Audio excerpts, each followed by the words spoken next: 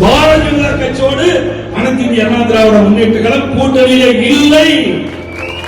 தேசிய ஜனநாயக கூட்டணியில் அதிமுக இல்லை.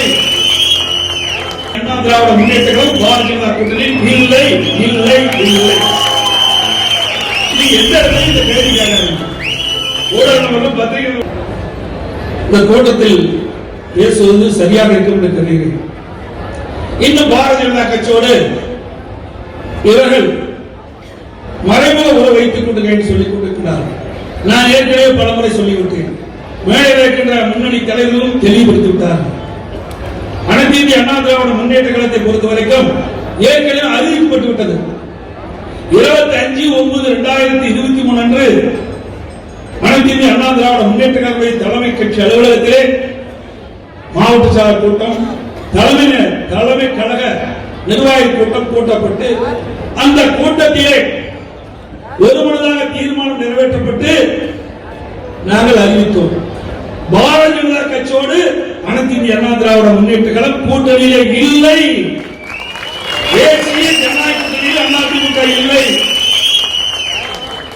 இது எப்போ 25/9/2023 தலைமை கழகத்தில் இருந்து அறிவிக்கப்பட்ட செய்தி.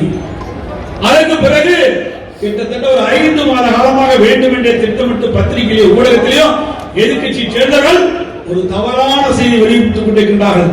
நீ ஊடக நபர்களும் பத்திரிகை நபர்களும் உறுதியாக சொல்கிறோம் அனைத்து இந்திய அண்ணா திராவிட முன்னேற்ற கழகம் பாரதிய ஜனதா கூட்டணியில் இல்லை இல்லை இல்லை. இது எந்த இடத்துல இந்த கேள்வி கேட்கிறாங்க? ஊடக நபர்களும் பத்திரிகை நபர்களும் இனி இது தொடர்பான இந்த கேள்வியும் எழுப்ப வேண்டாம் என்று அன்போடு உங்களை வேண்டி கேட்டுக்கொள்கிறேன்.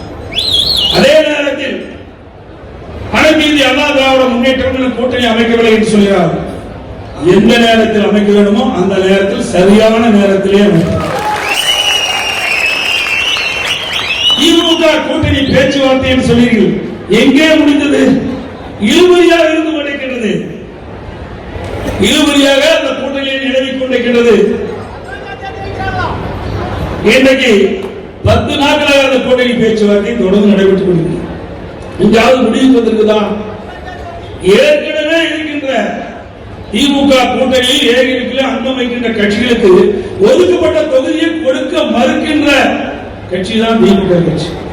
அதுல அந்த கூட்டணியில் எத்தனை கட்சி இருக்குமோ இல்லையோ என்பது இன்னொரு 10 நாள்ல தெரிஞ்சிடும். திமுக பொறுத்த வரைக்கும் கூட்டணி நம்பிதான் இருக்குது, மக்களை நம்பி இல்ல. திமுக பொறுத்த வரைக்கும் கூட்டணி நம்பிட்டு தான் இருக்குது, மக்களை நம்பி இல்ல. அனைத்து இந்திய அண்ணா திராவிட முன்னேற்ற கழகத்தை பொறுத்த வரைக்கும் மக்களை நம்பிக்கொண்டு இருக்கிறது.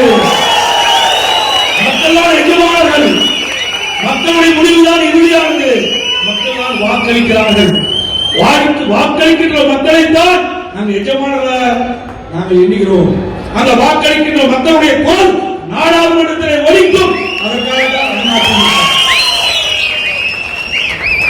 இந்த தினம்